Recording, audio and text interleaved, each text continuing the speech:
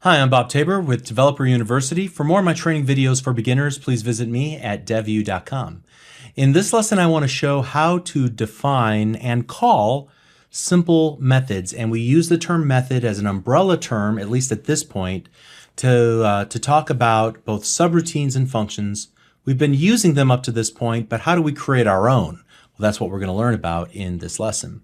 So creating methods will help us in a number of different ways. First of all, they'll help us to better organize our code, and you'll see that here in just a moment.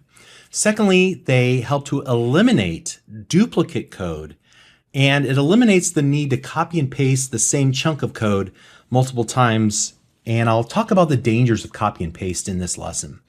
But methods also allow us to encapsulate a specific feature of our application in one method, and this makes that feature reusable across our entire application. And depending on how we package it, it could make it reusable across multiple applications, but that's kind of an advanced topic. And then finally, whenever we need to update that one feature of our application, instead of looking all over our source code for everywhere that we copied and pasted that code, all we got to do is change it in that one place where we define that functionality. And all we do is just make our change in that one spot, and then every place in our code where we call into that method, it will gain the benefit of those changes that have been made. So there's a lot of benefits to using methods. It's actually one of the most important building blocks as you're building larger and larger applications. So it's definitely something we need to get under our belt.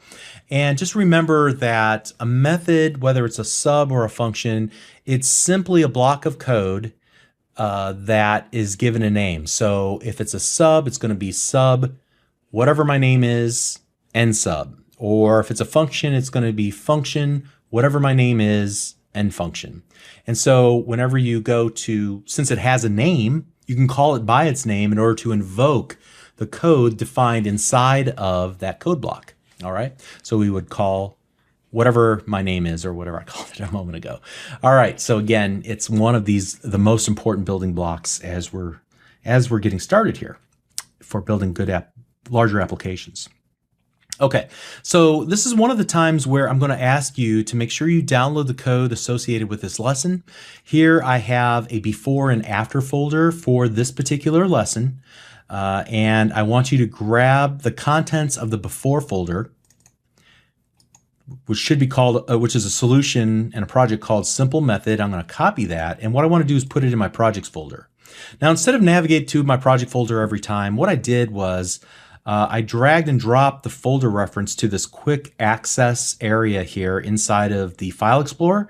So now if I want to get to my projects folder, I just click projects there, and then I can simply right click and paste in my folder. And now I can double click and open up the solution file, and we can begin our work inside. And so basically what this lesson is just a little name game, and let's go ahead and play it so you can see how it works. This is going to ask me a series of questions like, what is my first name? What's my last name? And then where was I born? I was born in Oak Park, Illinois. And then it'll take each of those, Bob and Tabor, and then Oak Park, and it will reverse them and then print them to screen. Okay, so this is using the algorithm that we learned about when we looked at character arrays in the previous lesson. We're just going to use it multiple times, and this will make it a great candidate for extracting out some of that code and putting it into methods. So as you can see here, the code that actually implements that little name game is actually pretty hairy. What we wind up doing is re-implementing the same code a number of times in order to do that reverse string algorithm. So I'm doing it once for the first name, once for the last name, and once for the city. And so we're essentially, here's the first name, last name, and city. Here's the first name, the last name, and the city. All right, so you can get the feeling that we've reinvented the wheel a couple of times here, and that is an opportunity for us to improve the quality of our code. What we want to do is reduce the duplicate code in our application, first of all. And duplicate code in and of itself, there's really nothing wrong with it. There's no way that you can completely remove duplicate code from your application, but duplicate code is usually the result of copy and paste. And so invariably what will happen is you say, well, I need to reverse not only the first name, but I also need to reverse the last name. So let me copy and paste from up here, and I'll paste it down here. And invariably what happens is you forget to change maybe the variable name from first name to last name, or whatever the case might be. And so you subtly introduce a bug into your application that now you've got to hunt down and figure out. But furthermore, if you have the same code repeated many times, then whenever changes are requested in your application, you're going to need to go and find every time you've implemented that particular feature of your application and change it in multiple spots. And that will lead to subtle bugs as well, because chances are you're not going to find every implementation of that given feature. But if we were to be able to step back and say to ourselves, you know, I'm really doing the same thing 3 times, and extract out those things that are common across all 3 of those implementations. So the little algorithm that is required to, you know, convert a string into an array of characters, to reverse it, and then combine it back together. If we were to take that and extract that out and then leave in the only things that are different about each of the implementations. I'm going to use it for a first name. I'm going to use it for a last name. I'm going to use it for a city. Well, now you've got this nice separation. I can take all of the code related to reversing the array and put it into its own method, and then I can call into it 3 times, just passing in what's different as an input parameter to that method. All right. So the second reason that you'll want to actually break up your application into methods is to simplify the readability of your code. So if there are several lines of code that do the exact same thing, you're going to find that your code is less readable. So as I'm looking at this code and I'm trying to understand what it's doing here, it's just got a lot of thick code that I have to mentally parse through to understand. Okay, I see what they're doing there. All right, I see what they're doing there. I see what they're doing there. I see what they're doing there. Wouldn't it be easier if I just took out all of the code that knows how to reverse an array and put it into a method called reverse array or reverse string, or, you know, reverse string. That would be a good name for the method. And now I can just look at that name, reverse string. It's nice and friendly. It encapsulates all the functionality required, all the code required to reverse the string. And now as I'm reading through my code, it becomes very obvious what this application is attempting to do because I've made my code much more readable. So you should strive to make your code human readable. Make it read as much like an English story as possible. And one of the ways you do that is by choosing good names for your variables and for your methods. And you want to tell a story as you're going through that main section of your code that calls into the different methods to do all of its dirty work. Okay.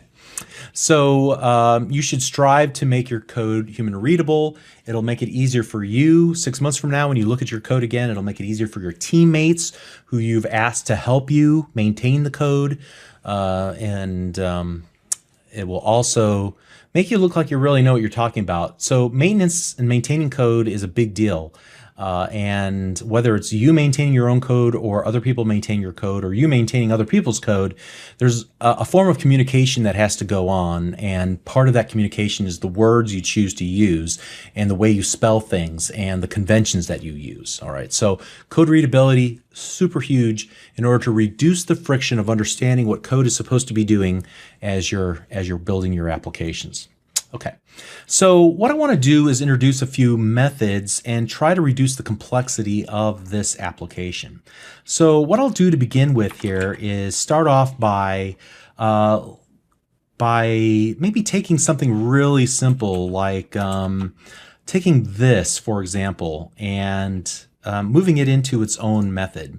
So I could, for example, create a sub called display result, and inside of here, let me just say I want to pass in a message as type string. So now we have an input parameter, one input parameter, and we're going to let the user pass in what needs to be displayed out to the end user. So here I might do something like console.write results colon space and then console.write, and in this case just the message. All right, that's pretty easy, and we can easily just replace this line of code with this display result. I don't know that we've made a huge improvement to our code. However, it is obvious what it is that we're trying to do now.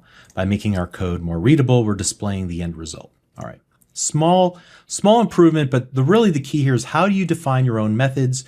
Use, in this case, a subroutine. A subroutine is different from a function.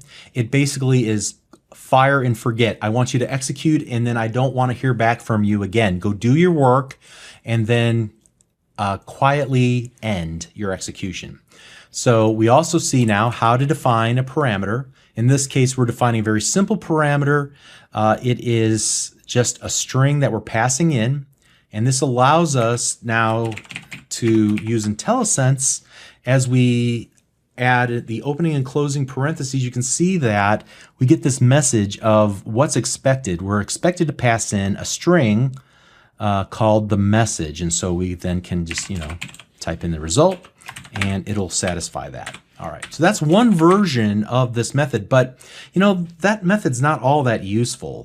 What might be more useful is if we were to do something like this, sub display result, and you can see that, and we're spending a lot of time here just kind of concatenating strings together.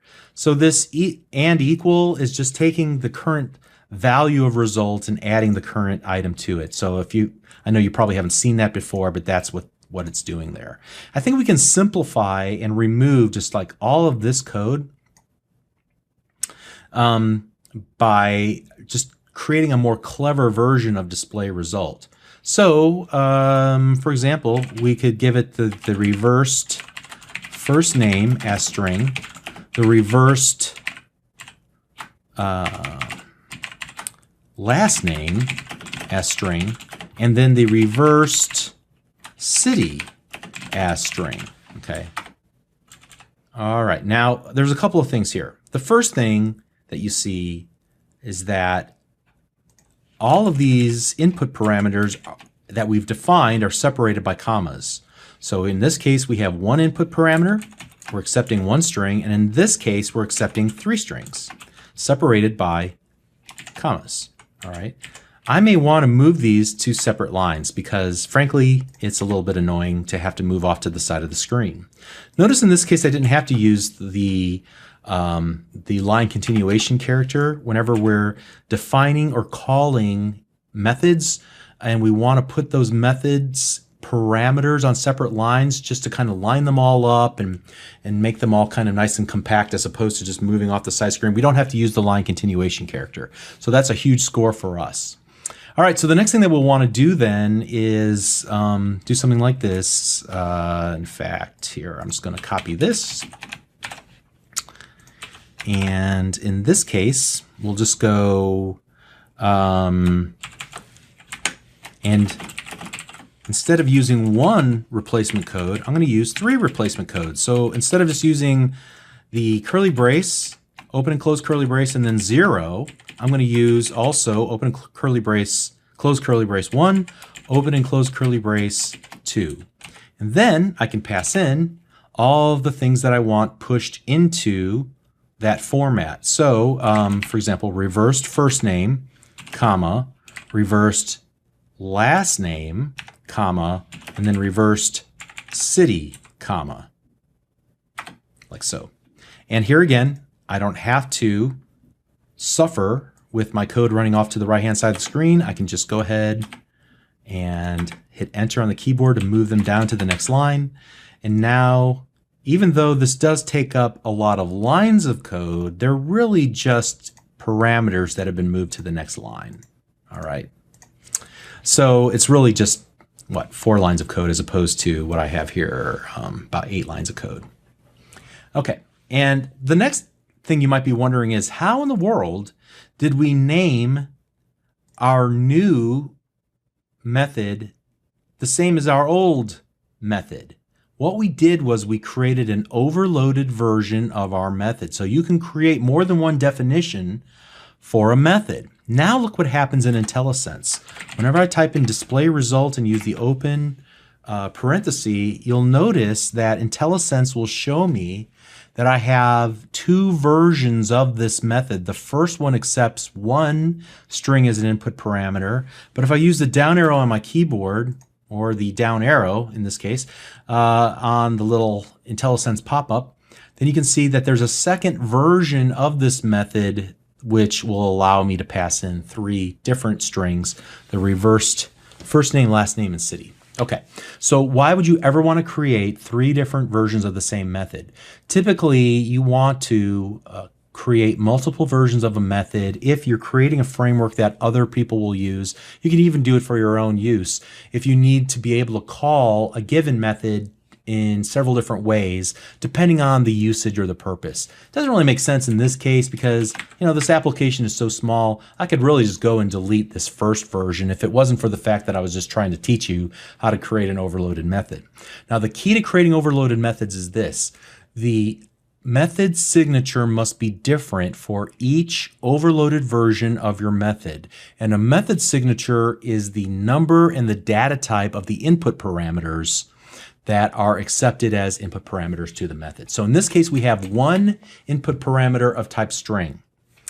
In this case, we have three input parameters of type string. We could create another version of display result that had message as integer and Visual Basic would be just fine with that. Why? Because the method signature is different. Even though we have one input parameter, their data types are different. Okay?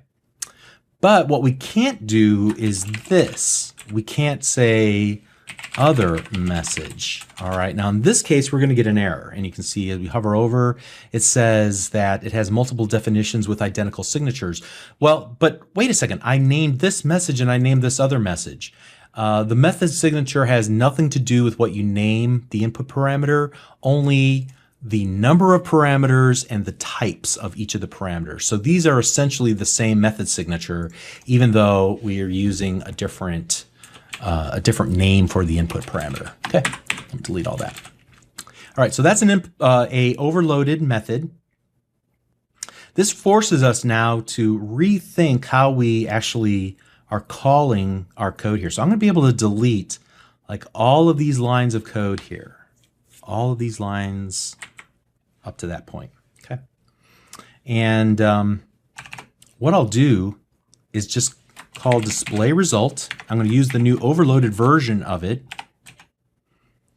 by using the down arrow on my keyboard to give me that little guidance there. And so the first thing is called, I think, first name array, and then last name array, and then city array, like so. Now, I don't think we're going to get the satisfaction from this that we want, but let me try and see what this looks like just now before we go too far. Okay, and it actually does work. We don't have to do anything else. How does it work? Well, fortunately, console.writeLine is smart enough to take just about anything we throw at it. And it doesn't know how to deal with an array of characters, but it sure does know how to take an array of characters and how to flip it around and display it as a string, so we don't have to do the for next at all, fortunately. Now, we could go the extra mile if we really needed to and do something like string concatenate or concat.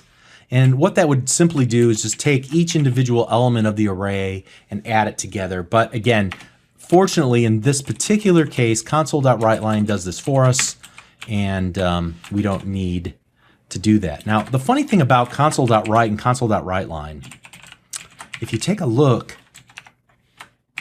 at their definition, there's 19 overloaded versions of WriteLine. So again, it will take just about anything you give to it. You can see that the fourth version of it will take character arrays. And so that's essentially what we've given it. You know, we've given it that string, but we've also given it character arrays. It knows how to deal with it. Okay.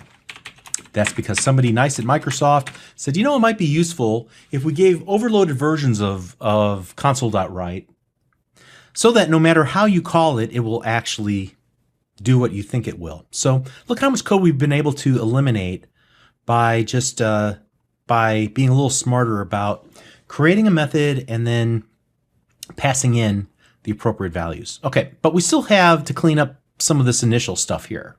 We're actually collecting these values. And so what I want to do next is actually create another method. And this time what I want to do is create a function. And a function is just like a subroutine, but a subroutine will fire and then end quietly, but not a function. A function will end and return back a value. So, for example, let's just call this get reverse string, like so. And we'll type in message as string, and we're going to expect a string to be returned from this function. So notice we've defined our input parameter, but we've also defined the data type that we would expect as a return value when we call get reverse string. So inside of this code block here, this function, we can do something like this. So dim message array is char array equals message dot to char array, character array, array dot reverse, using that message array we just got our hands on. And then what we want to do is return string dot concat, like we just learned about, and give it the message array. And that should, again, take all of the individual characters and munge them together back into a string. We're going to return that string back to the caller. All right, so let's see how that's going to affect what we're doing here. This really gets pretty simple at this point. We don't have to, and we've already eliminated some of this application, but we can get rid of, yeah, pretty much all of this code right here, these 6 lines of code. Get rid of that. And what we can do is just wrap get reverse string around the console.readline, like that. How crazy is that, right? So get reverse string, passing in a string, whatever's returned from readline, and we'll save it here in last name. Get reverse string. Now we're going to need to change these input parameter names to first name, last name, and city instead of what they were formerly named as, because we already did some of the work outside of our display result. And now look at this. We've really pared this down to just a few lines of code, and we can easily see what the code is attempting to do. We're going to grab whatever the user types in and reverse it, and then display that to the screen. And so now it's starting to read a little bit more like a paragraph. And we can see that it still works, hopefully. Let's test it to make sure. And it does. Awesome. Okay. But before we say that this is finished, what I want to do is create one more version of this reverse string just for kicks. Now, what we've been doing up to this point is just passing an input parameter with using the default technique, which is something called by value, which means that whatever we pass in here will actually just be a copy of the actual value that gets passed into our method. But what if we wanted to actually make a change to a variable itself? In other words, what I mean by that is we create a subroutine called subReverseString. And instead of just passing in the message as string, we'll say, tell you what, instead of just giving us a copy of the value, so in other words, just instead of giving us Bob or Tabor, the value, give me the actual memory location where I'm storing the value Bob or the value Tabor. Give me the memory location, the bucket in the computer's memory. I want to manipulate the data in that bucket. All right. So I know that's kind of an odd way of looking at it, but here we're just passing and saying, oh, yeah, the value that we've gotten back is Bob or Tabor. But in this case, what we're saying is I want to actually have a link to that location in the computer's memory, and I'll manipulate that directly from my reverse string subroutine. All right, so to make this work, we're going to have to redo our code a tiny bit. Specifically here, and we'll just change this around a tiny bit. Instead of calling get reverse string right there, let's get rid of it. I'm going to call it, we'll call reverse string right there as we're making the call in. Now you can see I'm going to get some problems here because this does not return a string. So I'm going to do it a little bit differently than that even. All right. And this will add some lines of code, but I just want to show you the difference between by value and by ref. So let's take, let's go reverse string, and we're going to pass in first name, reverse string last name, and then reverse string city. Okay. All right. So here, what we'll do is, instead of the default, which is by val, we'll say instead, give me a reference. So I'm going to say, pass me in by reference. So this will give me an actual connection to the variable first name or last name or city in the computer's memory. And now I can manipulate that directly. Okay.